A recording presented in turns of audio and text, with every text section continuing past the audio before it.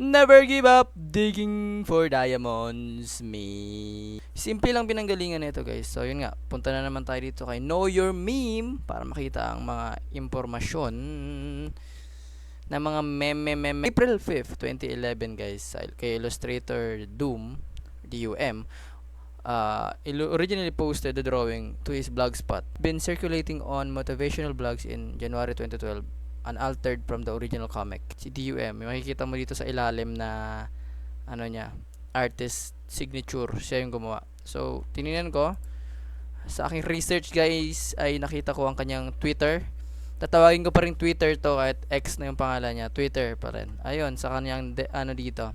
Bio, creator of the memes seen billions of times, illustrator, cartoonist, caricaturist. At sa kanyang pin post dito, guys, may extra information dito. Ay, sabi niya dito, I created the illustration Never Give Up in April 2008. Exactly 17 years ago. Pinost niya to last year, December 5, 2025. So, ang information dito, nag-base yung Know Your Meme kasi sa kung kailan niya in-upload sa blogspot niya, which is April 5th, 2011. Pero sabi niya sa kanyang official page or Twitter account, ginawa niya talaga yung illustration na yon 2008 pa. So yun, may isa sa mga nakita ko dito, ano. At pag pinuntahan mo yung blog post ni Idol, ayun, ito siya, si Doom. 2011 mo titingnan. At andito yung original copy. Kumbaga ito yung original na ayan, persistence. There are times when we must persist instead of giving up. Di ba? Solid eh. Yung isang link sa kanyang profile ay itong Never Give Up Art. Pag kinlik mo yan, mapupunta ka dito sa parang web game. Yan. Parang ginawa niya ng game. Itong ano niya. Boogs. May parang ano to, guys, Bitcoin, crypto, ayan. Never Give Up Family. Pwede ka mag-join, pwede ka rin bumili ng kanilang coin. Pero wala akong alam sa crypto, pero ayan. Parang simpleng touch sa kanyang webpage para maglalaro ka nga. Para kang magmimina. Which is bagay sa sa design kasi diamond, miner, ganyan yung mga Bitcoin, di ba?